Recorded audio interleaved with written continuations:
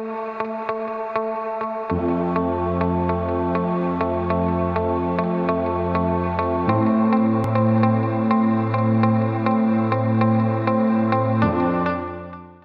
hola, hola, ¿qué tal? Muy buenas tardes. Estamos en un nuevo programa de Palabras con Sentido que se transmite a través de las tres estaciones de Radio Madero, desde la región de Coquimbo hasta la comuna de Tocopilla en la región de Antofagasta.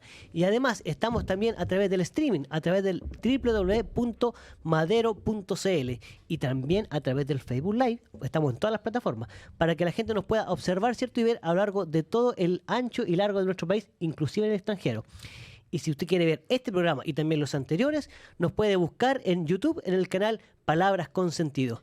Y estamos en un nuevo programa junto a nuestro muy buen amigo, el abogado de la Universidad de Chile, don Víctor Araya Anchía. ¿Cómo ¿Cómo estás, está, Víctor? Rodrigo?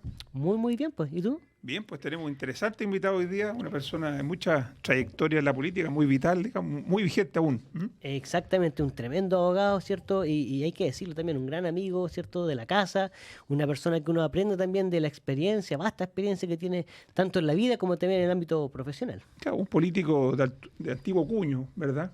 Que tanto se echa de menos en estos tiempos. Muy cierto aquello. Oye, que me hace mucho sentido esas palabras, haciendo honor al Al nombre de nuestro programa. programa, claro, Bueno, exactamente. presentémoslo, Rodrigo. Vamos con eso, pues. Estamos hoy con la grata visita a través del el Zoom, ¿cierto? Del streaming, ya que él está residiendo hace ya alrededor de 25 años. Vamos a estar conversando y preguntándole en la región de Los Ríos, en la comuna de Valdivia, probablemente tal. Nos referimos al ex senador de la República, el abogado Hugo Ortiz de Filipe. ¿Cómo está, Hugo? Gusto saludarte. Hola, ¿qué tal? Un agrado saludarlos y verlos. A Víctor, sí, colega y amigo de tantos lustros. Y bueno, y a Rodrigo también, un gran amigo y con el que hemos luchado por ideas y por pasiones de tipo político con sentido común. Muchas gracias, Hugo, por tu tiempo. Yo decía que estás tú hace 25 años que te mudaste a la región de Los Ríos, ¿no? Así es, y ya me quedé en forma definitiva, sin perjuicio de que de tarde en tarde voy a la región metropolitana y también a otros lugares del territorio y del universo, porque cuando uno ha recorrido tanto tiene la obligación de volver a algunos sectores. Hace algún tiempo atrás, un par de meses, estuvimos en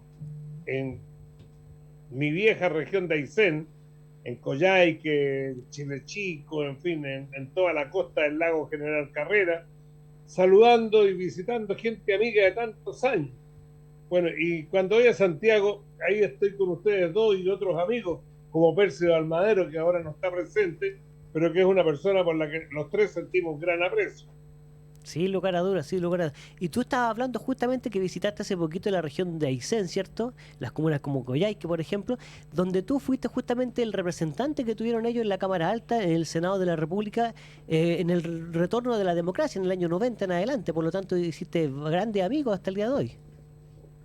Bueno, en la región de Aysén tengo grandes amigos y amigas, decir, y se iniciaba la campaña de los candidatos a estos nuevos constituyentes que tienen otro nombre más elegante. Y iba de candidata mi amiga Pilar Cuevas y le hice algunos videos, hablé a la gente que conozco que la apoyara y fue elegida con un alto porcentaje de votos y ha tenido un muy buen papel. Y aquí en la región de los ríos también se celebró con mucho entusiasmo todas estas elecciones. Y bueno, la derecha y la centro derecha en todas las regiones del país ganó con holgura. Y eso creo que es un poco producto de que la gente se dio cuenta que le habían vendido humo, que los habían engañado, que le habían hecho promesas que eran imposibles de cumplir. Algunos llegaron con tanta desfachatez a decirle que con el cambio de constitución iban a solucionar el problema de vivienda, la ineficiencia que hay en el trámite para obtener los cupos en salud, o sea, vale decir la atención, las listas de espera que son horrorosas.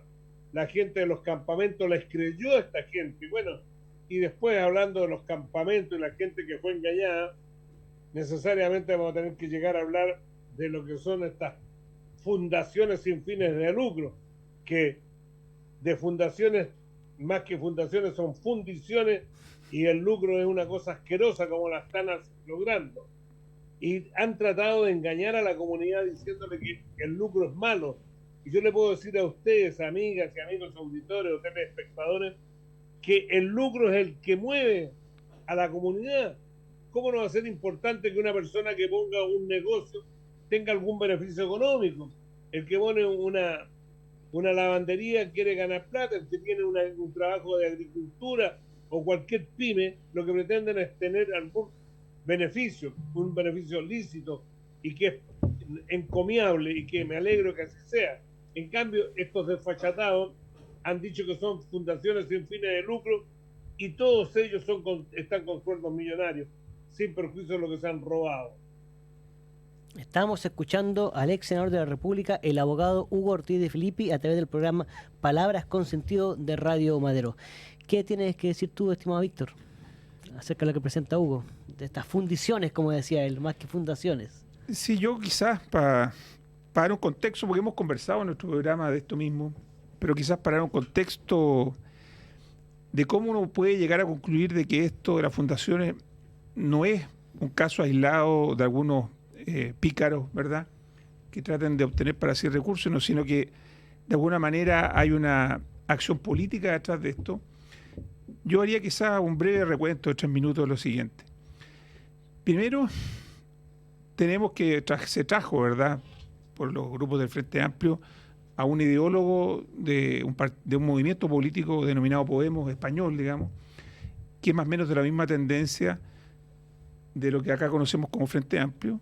Este ideólogo Errejón, abiertamente, digamos, no es algo esto reservado, sino que planteó la necesidad de que movimientos como ese tuvieran fundaciones, organizaciones civiles debidamente financiadas, ¿verdad?, para poder accionar políticamente y donde poder refugiarse cuando se pierde el poder.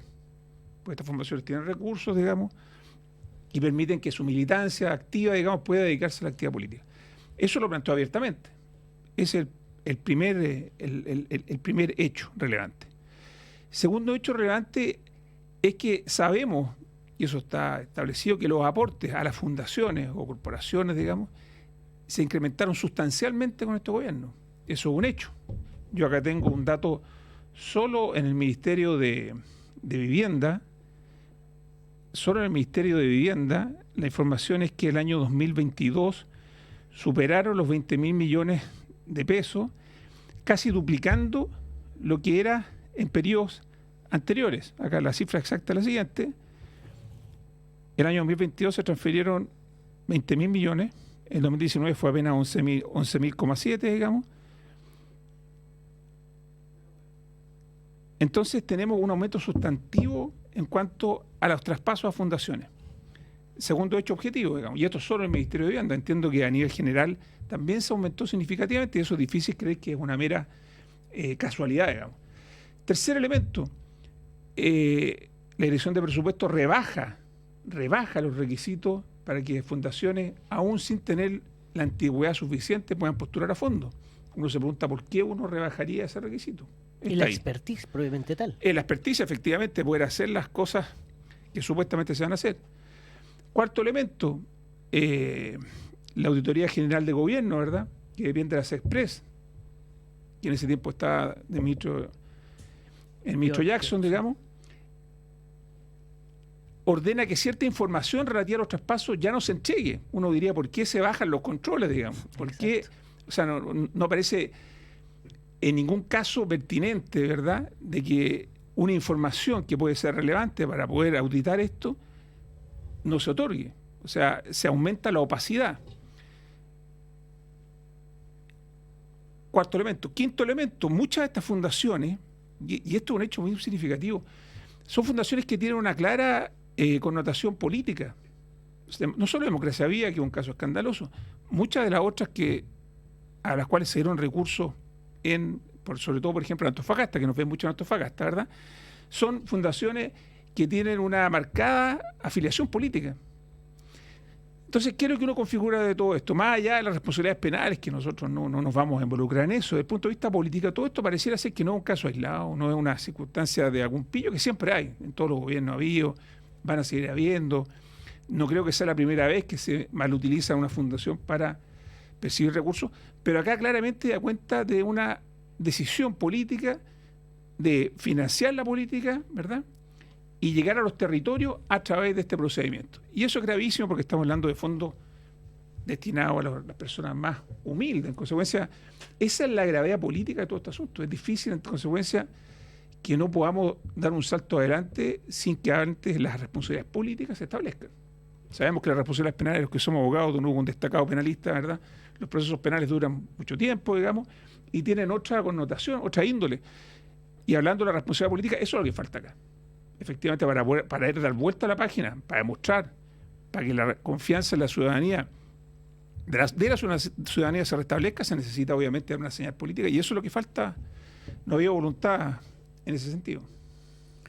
Usted, don Hugo, que como abogado, no como ex abogado, como ex senador de la República, también fue integrante, cierto, abogado integrante de la Corte de Apelaciones de Santiago en su momento, y con vasta trayectoria en el mundo público. En su último cargo estuvo como seremi del trabajo en la región de Los Ríos, donde hoy día reside. Y siempre el Estado ha trabajado con las fundaciones, porque cumplen un rol importante. Hay que pensar que, por ejemplo, el Hogar de Cristo, la Fundación La Rosa, Paréntesis y otras instituciones, ¿cierto?, también similares como fundaciones, trabajan con el Estado hace muchos años y hacen un trabajo excepcional muchas veces también, mucho mejor de lo que hace el Estado directamente. Sin embargo, hoy día hay un manto de dudas, ¿cierto?, que cubre a todas las fundaciones sin distinguir.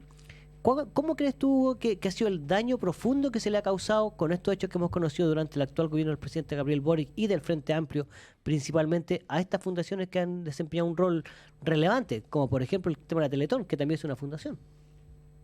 Yo creo que la gente distingue entre lo que son las fundaciones tradicionales, las que han estado sirviendo por años en distintas áreas, y aquellas estas que se crearon en el momento inmediatamente después de las elecciones presidenciales, antes que asumiera Boric, y sobre todo después que asumió Boric y todo su equipo, y que son fundaciones que no tienen ninguna antigüedad.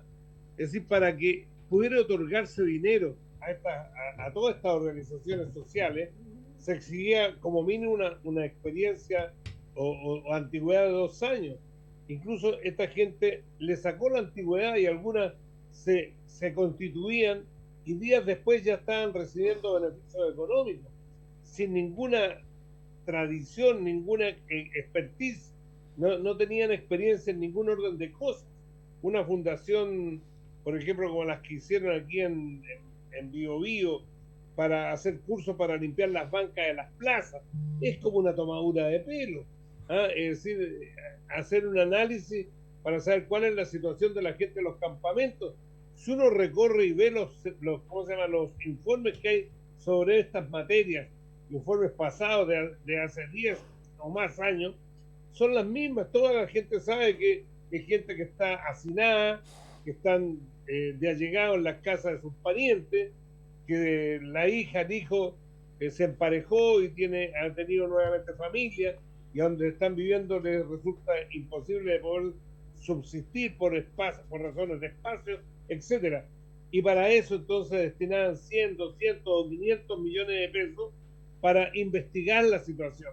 Eso es una tomadura de pelo, porque es como basta con meterse a internet y copiar y pegar y estaban hechos los informes, pero se asignaban en cualquier cantidad de gastos, pero se llegó a la ordinariez, por decirlo de alguna manera, de una niña Pilasi que aparece fotografiada, la vi hoy día en la mañana con Garzón. No sé si él viene a protegerla, a defenderla, o viene a renunciar a esa amistad y denunciarla como una sátrapa que hizo uso y un mal uso de dineros fiscales. Y entonces esta fundación que ella tiene, que ni siquiera es de ella, la arrendó. O sea, a ese nivel se ha llegado. La arrendó para obtener dinero. Y no hemos enterado por los medios de que los gastos que hacía en lencería, vale decir, ropa interior, en restaurante, en fin, etcétera, y le da el resto de las plata a la fundación que iba a hacer las obras. ¿Y quién presidía la fundación que iba a hacer las obras? Su pareja. Parece que en este mundo de ellos es tan extraño, es decir, es como habitual porque el tipo de la Fundación Democracia Viva era la pareja de una diputada, pero antes había sido la pareja de este mismo señor de la que está a cargo de los dineros. No, creo que es Contreras, el apellido no me recuerdo bien. Directora de presupuesto. La directora de presupuesto. Entonces, hay una especie de no quiero ser grosero, pero es una especie de relación múltiple de tipo sexo sentimental, donde junto con tener ese tipo de relajo, se entregan dineros para poder hacer realidad lo que ellos quieren. Y lo que quieren es lo que señaló recién con mucha propiedad Víctor. Aquí les vino a decir este español que estuvo, diciéndole, bueno, tenemos que juntar plata para los pedidos de las vacas flacas, vale decir, cuando dejemos el gobierno. Y ellos saben que van a dejar el gobierno al término del gobierno de Boric. Este gobierno se acabó después del 4 de septiembre, cuando perdieron el plebiscito de salida. Y las fechas son simbólicas, porque el 4 de septiembre ellos querían hacerle como un homenaje a Allende, diciendo, hoy día vamos a tener una nueva constitución que nos va a llevar a este sistema socialista. Y tuvieron el primer rechazo. Y ustedes van a ver, cuando el 11 de septiembre se celebre, van a celebrarlo entre ellos mismos. La inmensa mayoría de los chilenos está cansada, está aburrida, está molesta por la forma en que han procedido. Si realmente no han trepidado en nada para apropiarse de dinero del Estado. Y por eso la gente rechaza la idea de una reforma tributaria, porque dicen, ¿para qué necesitan más plata? Imagínense que la Universidad de Chile pagándole un pasaje en primera clase a Garzón por 8 millones y tanto, que exista la factura, o sea, no son inventos, no es noticias falsas, ahí están. Después, por ejemplo, los otros gastos que se han hecho, el presidente Boric no se cambia de inscripción y nos cuesta a los contribuyentes decenas de millones de pesos el empleo del avión presidencial para que vaya a votar a Punta Arenas y vuelve el mismo día, o sea, pasa a votar, saluda a los papás y se devuelve. Y felizmente la gente le dice lo que quiere. En la mesa de él ha perdido las 2 veces, etcétera. Exactamente. ¿Y cómo has visto tú, Hugo, de la perspectiva tuya, la relación que tiene el Frente Amplio con la gente del socialismo democrático? Vimos que es la única coalición actualmente del gobierno, ¿cierto?, que perdiendo una elección forman parte importante y relevante de lo que es el actual gobierno. Por lo tanto, también se inmiscuyeron con ellos directamente. Y hoy día hemos visto a muchos personeros importantes de ese sector político, como el caso del ministro de Hacienda, Mario Marcel, que sale en defensa justamente de aquellos ministros seremi que están siendo cuestionados por la opinión pública. Y como dijo algún amigo por ahí, hoy día prácticamente el actual ministro de Hacienda se está convirtiendo también en vocero, al igual que el conjunto con el ministro de Justicia. Por lo tanto, han salido ellos, ambos que vienen del socialismo democrático, como diríamos en el mundo popular, ¿cierto?, a prestarle ropa, por decirlo de alguna manera, a estos personeros que están hoy día siendo cuestionados. ¿Cómo ves tú esa relación? ¿Tendrá futuro? ¿Se avecinan las municipales, luego la presidencial? ¿Cuánta continuidad tendrá esta actual coalición? Esa conducta, tanto de Marcel como del ministro de Justicia, es negativa para el sector que ellos parecen representar, en lo que se llama socialismo democrático. Cuando uno analiza con algún grado es decir, hace un análisis de los nombres, es decir, a los abogados decimos a contrario censo. Si hay un socialismo democrático, se supone que hay un socialismo que no es democrático. Y el otro socialismo que no es democrático son el Partido Comunista y el Frente Amplio. Pero no se atreven a decirlo. Entonces ellos dicen, nosotros somos socialistas, pero somos democráticos. O sea, están con una especie de excusa frente a la opinión pública, y esa excusa frente a la opinión pública la desvirtúan estos dos personajes, estos dos ministros, el de Marcel y el de Justicia, tratando de justificar lo que es injustificable. Una persona con 2 dedos de frente sabe que no puede decir, lanzar una especie de excusa legal absolutoria antes que la justicia se pronuncie frente a personas que están cuestionadas. El propio presidente salió a prestarle ropa a un Sereni en el Biobío.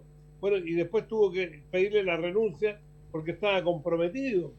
Y en la misma gobernación del Biobío han tenido que pedirle la renuncia a 3 funcionarios de confianza. Yo creo que los 3 eran de Revolución Democrática, o por lo menos los 3 de izquierda.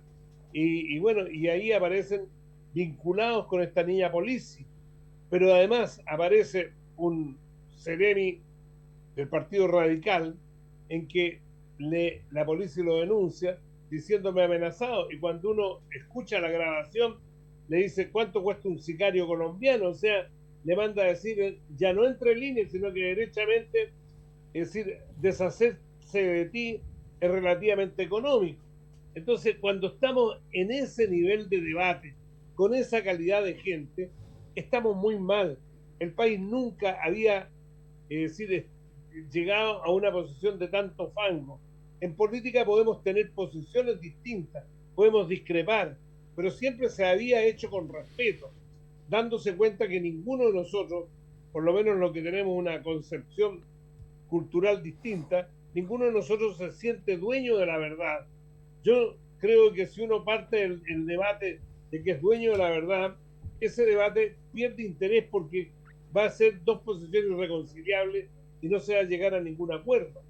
Y la política es de la esencia que las personas conversen, que lleguen a acuerdos, que, es decir, transijan en algunas materias, siempre que no sean de orden de principios, de conceptos, de posiciones definidas.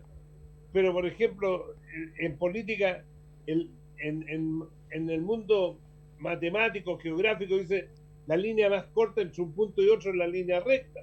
Pero en política no se puede hacer eso, porque si uno no tiene las mayorías necesarias, no lo puede hacer.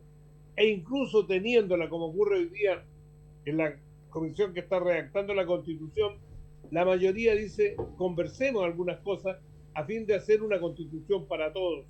Eso es lo que produce el diálogo y es lo que un país siempre necesita. Las posiciones cuando son de odio, de resentimiento, cuando se es blanco o negro y no divisan que hay una acuarela de colores multifacética donde podemos encontrar opiniones que sin estar de acuerdo van a contribuir al debate, entonces ahí uno no avanza. Por eso necesitamos las opiniones de todos, pero que todas esas opiniones se den con el grado de ponderación y de respeto que el país reclama y que la gente también necesita. Estamos conversando en palabras con sentido con el ex senador de la República, el abogado Hugo Ortiz de Filippi, expresidente nacional del Partido Regionalista Independiente también, que formó parte de Chile Vamos. Y justamente hablando de Chile Vamos, estaba viendo y observando mientras hablaba nuestro amigo Hugo Ortiz de Filippi, lo que indica el portal de noticias EMOL, donde dice que RN se queda con la presidencia de la comisión investigadora por el caso Convenios y se complejiza el escenario para el oficialismo. La mayoría la tienen los parlamentarios de oposición al actual gobierno y justamente el diputado que va a liderar esta comisión investigadora es el diputado de Renovación Nacional de la región de Antofagasta, donde se dio el puntapié inicial a todo este escándalo que hoy día estamos sabiendo a través de las fundaciones ligadas con fondos públicos y el actual gobierno, el RN José Miguel Castro. ¿Qué piensas tú? ¿Cómo van a ser las conclusiones de esta comisión investigadora, estimado Víctor? Yo creo que es predecible, porque todos los antecedentes apuntan a que efectivamente hay una responsabilidad política. O sea, independientemente, como dijimos, de las responsabilidades penales, es claro que hay responsabilidades políticas que no se han hecho efectivas. Y bueno, la comisión investigadora es una forma de hacerla efectiva, digamos. Ahora, lo que a mí me preocupa, y me gustaría la opinión de don Hugo, es que nosotros estamos conversando de este tema, digamos, pero por lo mismo, y quizás por eso mismo el gobierno tampoco ha hecho mucho por solucionarlo, digamos, nos estamos olvidando de los problemas reales que tienen las personas. Nos hablamos del déficit habitacional, que supuestamente Vivienda se comprometió a hacer un gran programa, ¿verdad? Que es otro escándalo, es tremendo lo que está ocurriendo en ese sentido. Tú tienes una experiencia muy directa, y me gustaría que la contaras, Rodrigo, pero lo cierto es que ahí no se avanza nada. Ministerio totalmente entrabado. Tenemos el problema de la ISAPRE, que en cualquier momento quiebra, el gobierno mira hacia el cielo. Tenemos el problema con una economía que está cayendo y no se ve por qué podría repuntar, digamos. Enami perdiendo millones de dólares en la gestión de este gobierno, echándose uno a otro la culpa. El Ministerio de Minería dice que el vicepresidente ejecutivo nombrado por este gobierno, pero tenemos un Enami que en poco tiempo va a tener patrimonio negativo. Codelco, con una deuda gigantesca. Entonces, realmente no estamos conversando. Perdón, de nuevo. Yo decía que lo de Codelco es una vergüenza. El nivel de endeudamiento que tiene es extraordinariamente alto. Los rendimientos que tiene son inferiores a la media que tienen todas las mineras en el mundo. Y el manejo no ha sido el más prolijo. Estamos hablando ya prácticamente más que palabras con sentido, palabras con decepción, ¿cierto? Lo que está ocurriendo hoy en día lamentablemente en nuestro país, en toda la esfera pública, y que como tú bien decías y explicabas, estimado Víctor, atañe directamente a las familias más modestas de nuestro país. Pero para seguir conversando de este tema y de otros temas interesantes que han ocurrido durante los últimos días y esta semana en nuestro país, vamos a ir primero a una pequeña, ¿cierto?, franja comercial, y ya volvemos conjunto a Hugo Ortiz de Filippi conversando en Palabras con Sentido por Radio Madero.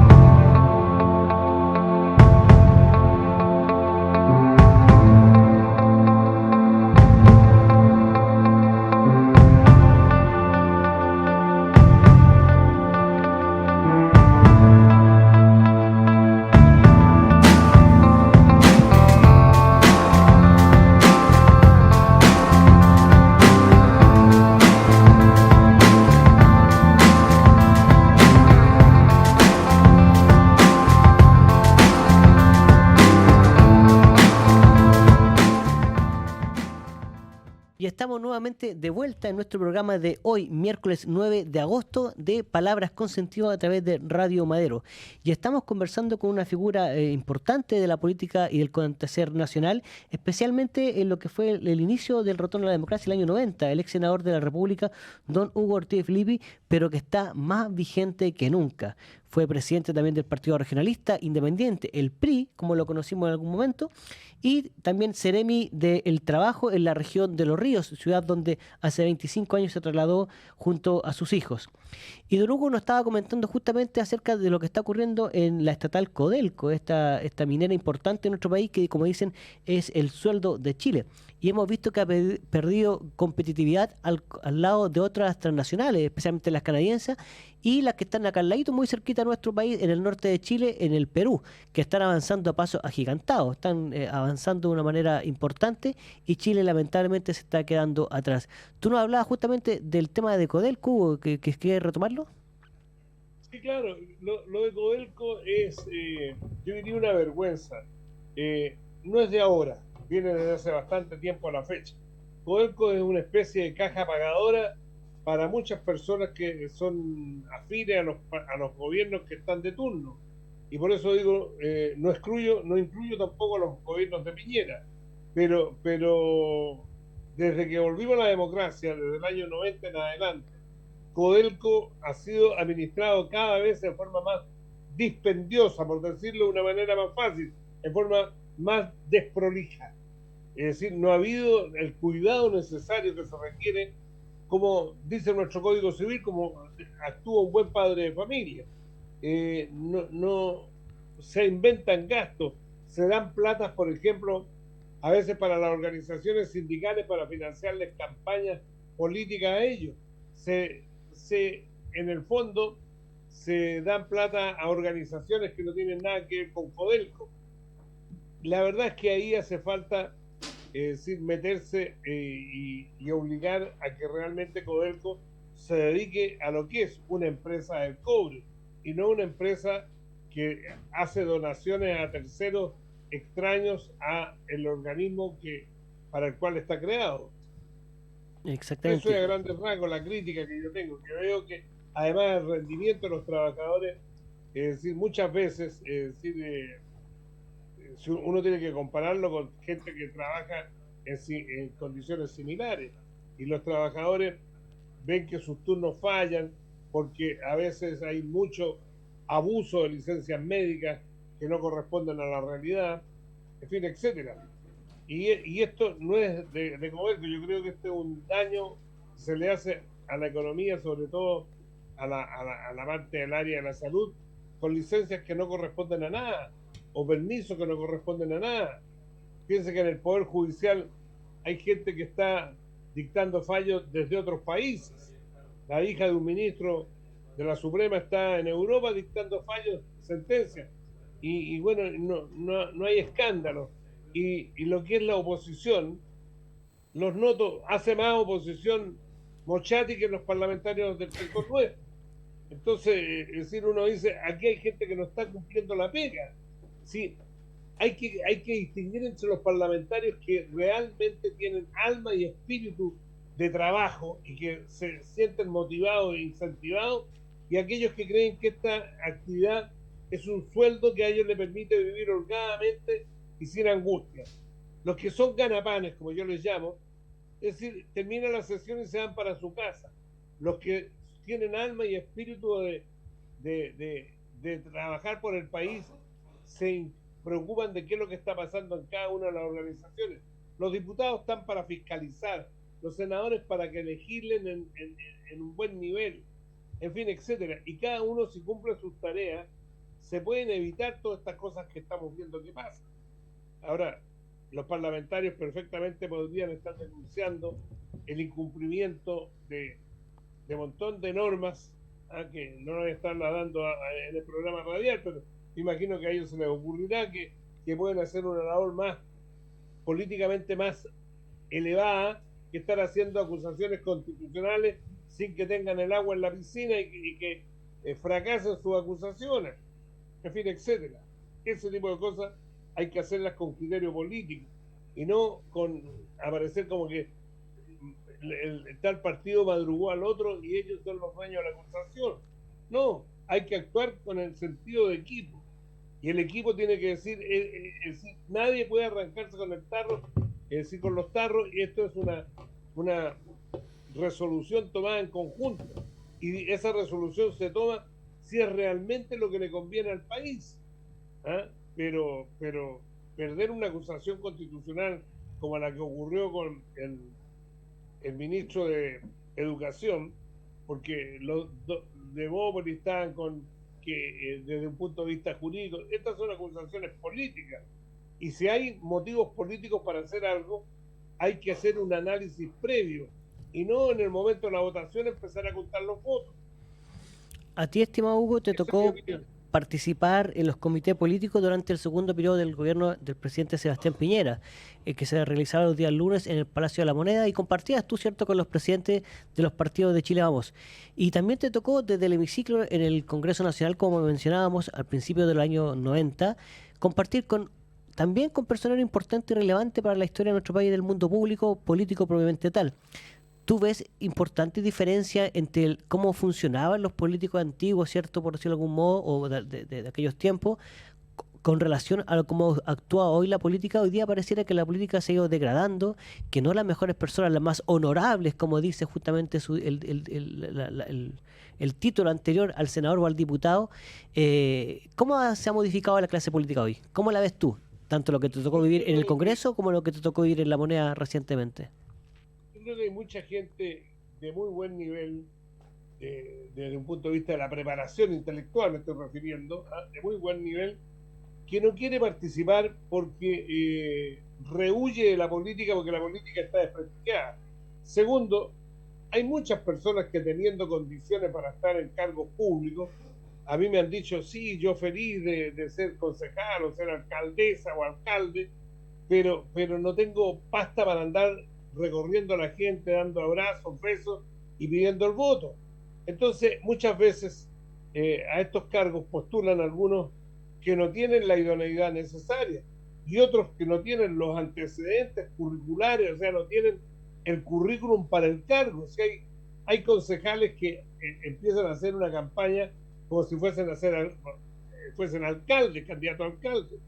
Y la gente a su vez en la comunidad ignora cuáles son las funciones que tiene que cumplir cada una de estas personas en los cargos a los que postulan. La gente cree que los hoyos de las calles tiene que taparlo el alcalde, no tiene idea, por ejemplo, en el campamento el CORE está preocupado de conseguir sitios en circunstancias que eso le corresponde a otro ministerio. Se desvirtúan las tareas, las funciones, por desconocimiento absoluto de cuáles son las tareas.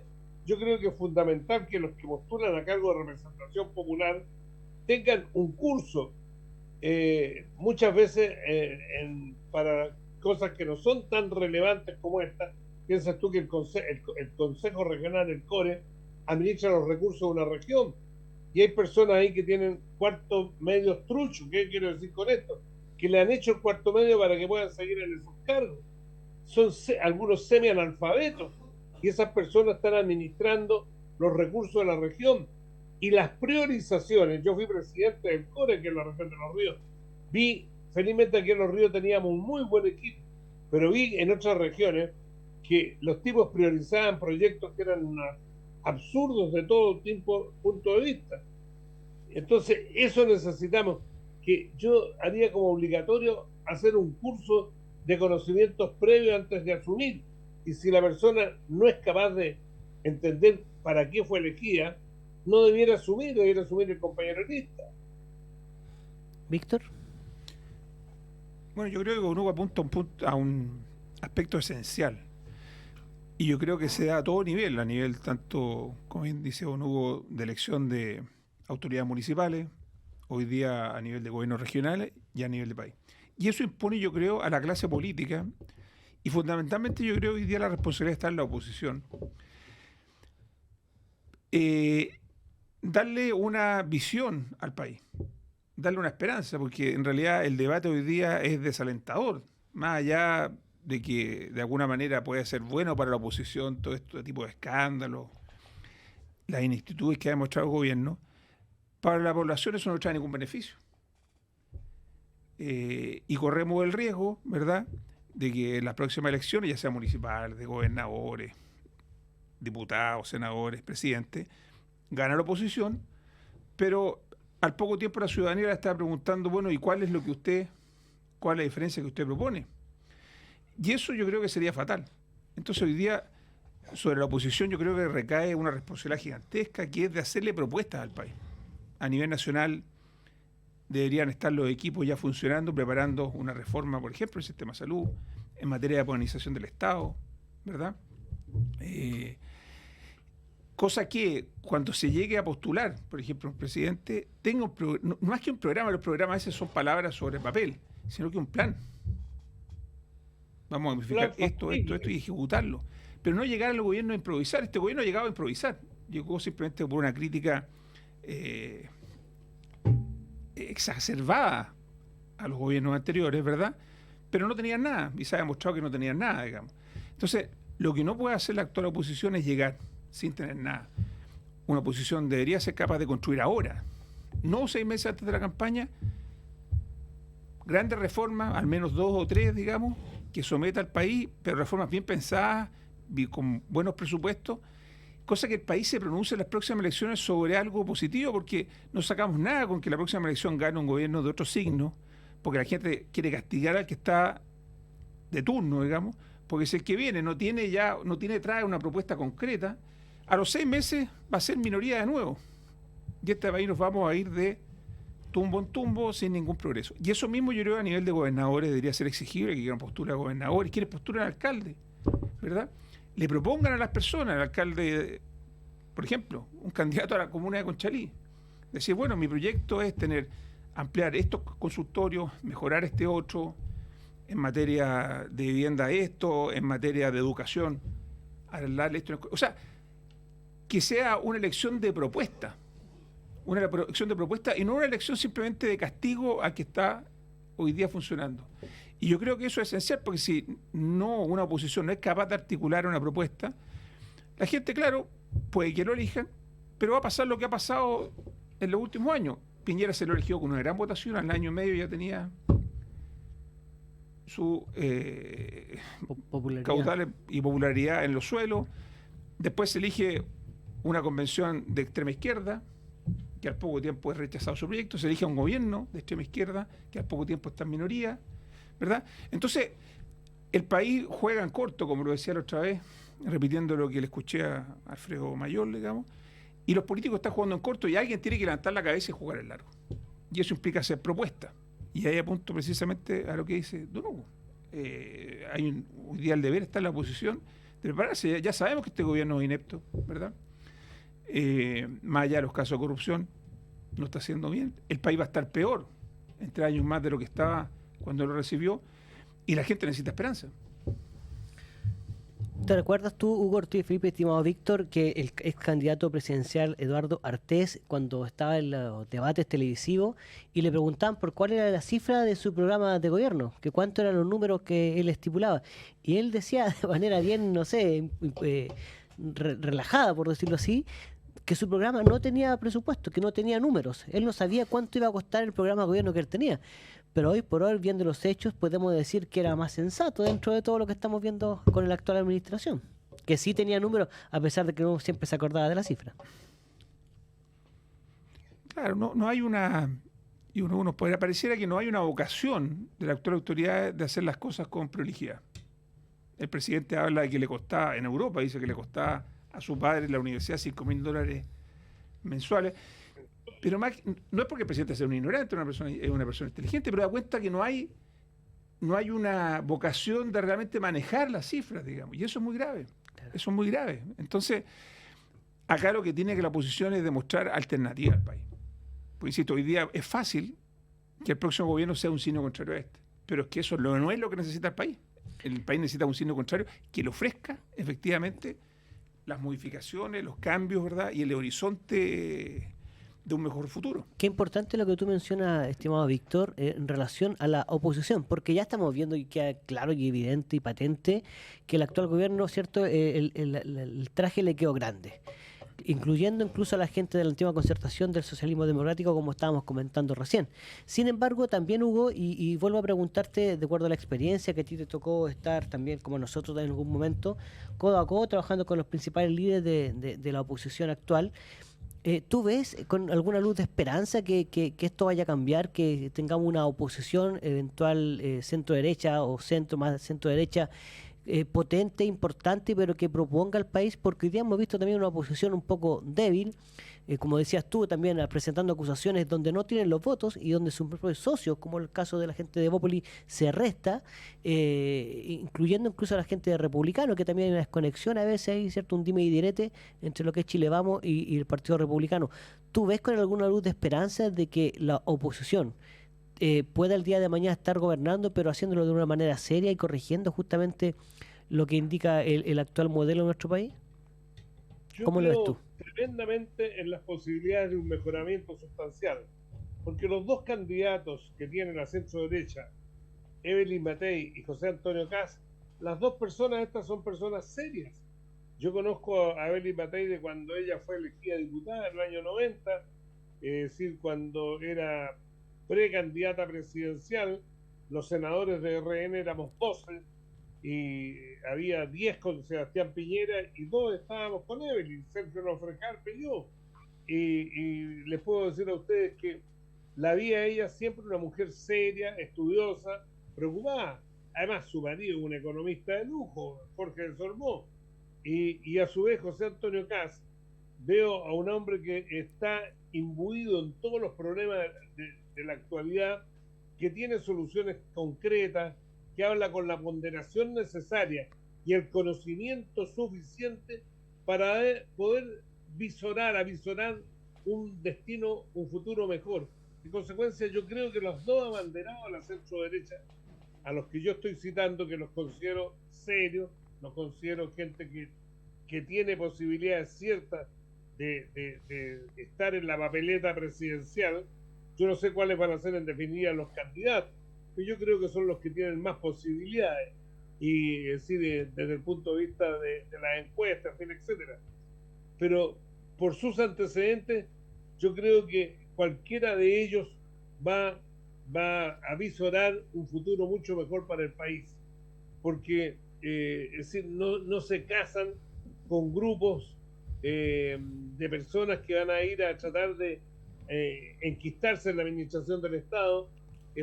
Son personas que han demostrado en su vida, en su actuación permanente, de una prescindencia de la parte negocios con la política.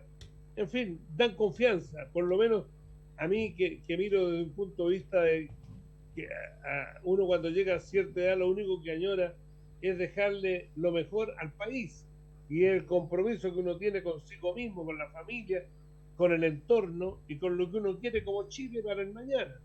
Y creo que esas dos personas son eficientes, son serias. Ahora, dentro de la que es la concertación, hoy día no visualizo a nadie que se pueda parar al frente con algún grado de responsabilidad. No me cabe ninguna duda que en su momento van a aparecer, pero las actuales figuras del gobierno, cuando se habla que la señora Tobá o la señora vocera de gobierno pueden ser candidatas, jurídicamente pueden serlas, pero no veo que puedan resistir la crítica objetiva que puede hacerle el país por las desatinos, primero que todo, en la forma que han manejado Chile, con una inflación, con una burocracia. Metieron casi 100.000 personas a la administración pública en el primer año de gobierno, con toda esta fundación, en fin, no tienen, pero no me cabe ninguna duda que dentro de las filas de no militantes, sino que tanto militantes como simpatizantes de la idea de izquierda, puede aparecer alguna persona que nos merezca respeto y que sea seria. Y basta solamente con los liderazgos, estimado Hugo, de como los que tú has señalado, como José Antonio Cast y la alcaldesa de Providencia, Belín Matei, porque vimos también durante la administración del presidente Sebastián Piñera en el segundo periodo que también, más allá de que él tenía un equipo, ¿cierto? La gente, por ejemplo, en el Congreso, la gente de Renovación Nacional y algunos parlamentarios, inclusive de la UDI en su momento, estaban en contra de los postulados que él presentaba y los proyectos de ley. De hecho, uno de los principales impulsores, por ejemplo, de los retiros del 10% en algún momento crítico, no estamos hablando del primero, estamos hablando de los que estaban más adelante, y a pesar del trabajo que se desarrollaba desde la Secretaría General de la Presidencia, muchos terminaban votando en contra de su propio gobierno. Por lo tanto, esos liderazgos, como lo que tú mencionas, ¿crees que sean suficientes para poder ordenar lo que es actualmente Chile Vamos o la actual oposición para un futuro eventual gobierno? Yo no sé, yo creo que el presidente Piñera le tocó un periodo que era realmente difícil. Él no tenía mayoría en el Parlamento. Creo que vivió amenazado por una eventual acusación constitucional que lo pudiese destituir. Él dependía de los votos de la democracia cristiana para salvarse, y en consecuencia tuvo un gobierno híbrido, no fue un gobierno de derecha, sino que trató de estar bien con moros y cristianos, y en definitiva no quedó bien con nadie. Eso es mi opinión. Ahora, el tipo que es capaz es extraordinariamente capaz, pero la realidad fue muy distinta para él. Vino la pandemia, vino el estallido de octubre, yo diría, un gobierno desafortunado. Correcto. Estimado Víctor. No sé, yo coincidiendo con lo que dice Don Hugo, pero quizás con un matiz. Yo creo que nadie discute las condiciones personales, las capacidades de Matei y Kast, digamos. Yo creo que eso está... Pero también pensando políticamente, Don Hugo, ¿qué es lo que yo advierto? Este gobierno llama a veces al diálogo, ¿verdad? A mesa por la seguridad. Y la verdad que no da confianza. ¿Por qué no da confianza? Más allá de las caracteres personales, no da confianza porque es un gobierno que se define como un gobierno de extrema izquierda. No, es distinto a que llame un gobierno de centro izquierda, concertación, un socialista democrático, ¿verdad? A un diálogo, a que llame un gobierno donde el principal partido de gobierno es el Partido Comunista. O sea, más allá del contenido, el solo hecho de que sea un gobierno polarizado genera desconfianza natural en la oposición. Y creo yo que, independientemente de las condiciones personales de Matei y Kast,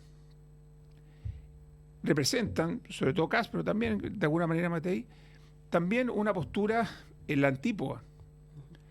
En consecuencia, pensando en la futura gobernabilidad, creo que a un gobierno con esa figura a la cabeza podría serle difícil conseguir, digamos, penetrar, digamos, filas opositores para llegar a grandes acuerdos que se necesitan. En consecuencia, me pareciera a mí, en principio, de que el perfil de un futuro líder de una coalición, ¿verdad?, de oposición, digamos, de derecha o centro-derecha, quizás debiera ser una persona con otro perfil, con un perfil más, insisto, no porque sean ellos extremos, pero sí están rodeados, lo que le pasa al presidente Boric. Yo creo que Boric es el mejor de su coalición, ¿verdad? Es una persona que dentro de todo es más dialogante, más reflexivo, pero su coalición no da confianza.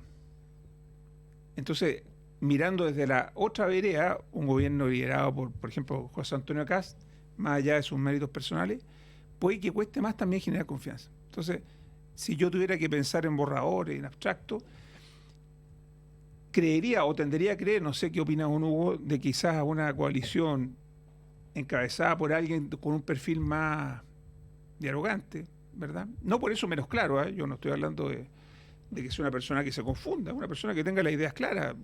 Y las ideas claras tampoco son tan difíciles, ¿verdad? Una economía libre que crezca, ¿verdad? Y un Estado eficiente. Fuerte pero eficiente, no tiene por qué ser grande. Yo creo que eso coincidimos todos, y con políticas claras, con políticas públicas claras. No sé qué le parece a usted, don Hugo, si una coalición de esa envergadura, o sea, perdón, encabezada por alguien con ese perfil, pudiera generar quizás mayores acuerdos para darle sustentabilidad a las modificaciones, a las reformas que haya que hacer en el futuro.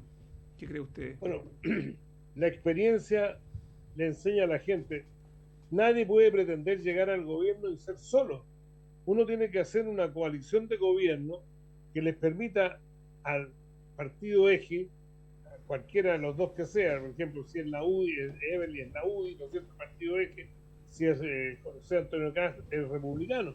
Pero los partidos eje saben que no se bastan a sí mismos, que necesitan de las coaliciones. Mira lo que pasó en España por pelearse los dos grupos de derecha. Es decir, se perdieron votos y hoy día a lo mejor siguen gobernando los socialistas. Aquí nosotros lo que necesitamos es tener un gran frente de gente que está de acuerdo en que hay que respetar determinados principios, como son la democracia, como son la propiedad privada, la iniciativa privada, en fin, la educación que la manejen, es decir, fundamentalmente los padres tengan que ver con ella, en fin, etcétera. Esas cosas en que estamos de acuerdo desde el grupo republicano hasta, no sé, decir, el otro día declararon los amarillos o los demócratas que no querían ellos alianza con los republicanos, pero vamos a estar de acuerdo desde los republicanos hasta lo que hoy día es la coalición de Chile Vamos, más, es decir, los partidos que puedan incorporarse y que están en formación o que ya que están en proceso de formación, que no son partidos nacionales. ¿Ah? Y entonces esa coalición va a velar, yo pienso y creo que así va a ser, para que haya una mirada más prudente en algunas materias, que haya más ponderación, porque a veces hay una frase que siempre se escuchaba antes: los cuidados del sacristán mataron al señor cura. La persona puede ser tan fanática por el orden, la disciplina, pero que va a querer salir a matar a toda la gente que se escapa, y en consecuencia esa persona se transforma, aunque no lo sepa, se transforma en delincuente, se transforma en homicida. Entonces, nosotros tenemos que aplicar el máximo de rigor de la ley dentro de los marcos que la ley señala. Nosotros tenemos que exigirle a los tribunales, es decir, primero que todo hay que hacer algunas modificaciones, porque el exceso de garantías que existe para los delincuentes atenta en contra de una buena administración de justicia. Y después, cuando se dice que los jueces pueden aplicar las normas cuando es un peligro para la sociedad, ahí queda al criterio de ellos. Y las cortes de apelaciones tienen la obligación de revisar los fallos cuando se apelan de ellos. Pero si la fiscalía no apela frente a una libertad decretada por un juez de garantía, no es culpa de la corte, sino que es culpa de la fiscalía, en fin, etcétera. Todo el sistema procesal penal tiene que ser revisado, sin perjuicio de que hay que mantener un sistema ordenado. Y lo que hay que hacer en materia procesal penal es que no podemos tener dos procesos paralelos. Uno para castigar y condenar en secreto a los que ellos estiman que son sus adversarios de orden político por razones ideológicas, como son los de los militares que se juzgan, y el resto de la comunidad. Ahí tenemos dos procesos, uno que es vergonzoso, donde el juez de garantía y el juez del crimen son dos mundos absolutamente distintos. Y cuando se discutió, bueno, pero no vamos a entrar al proceso penal. Yo les digo, todo va a depender del equipo que se haga. Y yo creo que cuando hay gente como ustedes, que son gente seria y ponderada, y mucha gente como ustedes, que están participando en política, vamos a tener la posibilidad, aunados ustedes a otros grupos y otros grupos y otros grupos, vamos a lograr hacer un gobierno más ponderado, más serio, más eficiente y dedicado 100% a la defensa de ideas, conceptos y principios en los que tenemos coincidencia todo el sector. Hemos conversado en el Palabras con Sentido del día de hoy, miércoles 9 de agosto, con el ex senador de la República y abogado también de la Universidad de Chile, al igual que nuestro amigo Víctor, Hugo Ortiz de Filippi. Qué rápido se pasa el tiempo cuando tiene una buena conversación con una persona como Hugo. Realmente ha sido un gusto, Hugo, verte nuevamente a través de esta pantalla, a través del Zoom, ¿cierto? Y que toda la gente del norte de nuestro país te haya podido escuchar, como también aquellos que nos siguen por el streaming. Muy agradecido de tu tiempo. Bueno, las últimas palabras para cerrar el día de hoy. Bueno, un abrazo grande a toda la teleaudiencia, a todos los radioescuchas, y agradecerle a Madero o Radio Madero y toda su red por esta posibilidad que nos brindan de poder llegar a tantos hogares y entregar lo que nosotros estamos pensando sobre lo que ocurre en el día de hoy.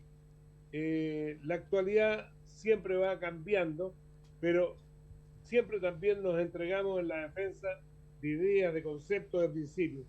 La gente del norte sabe lo que significa abandonar estos principios. Ellos vieron cómo con ligereza, sobre todo en la zona de Tarapacá, ingresaban en forma ilegal cientos de personas y ahora se gastan millones de pesos para las cenas de los que entraron en forma ilegal, en vez de ponerlo en la frontera y expulsarlo. Entonces ahí están los contrasentidos, donde uno dice, bueno, por una parte critican esta llegada ilegal para congraciarse con la gente y por otro le organizan comidas, fiestas y demás. Entonces, queremos un gobierno que diga, los ilegales no pueden estar en Chile y tienen que abandonar el país. Bienvenidos los que llegan, los inmigrantes que llegan en forma correcta, que lo hacen por la vía regular, respetando la legislación chilena. El resto son gente que no son bienvenidos. Muchas gracias, estimado Hugo. Muchas gracias, don Hugo. Nos veremos si Dios quiere. Y también a la gente que nos está escuchando, ¿cierto? A través de Palabras con Sentido de Radio Madero. Nos vemos el próximo miércoles, si Dios así lo permite y quiere. Así es, Rodrigo. Chao, Rodrigo. Chao, don Hugo. Chao, chao.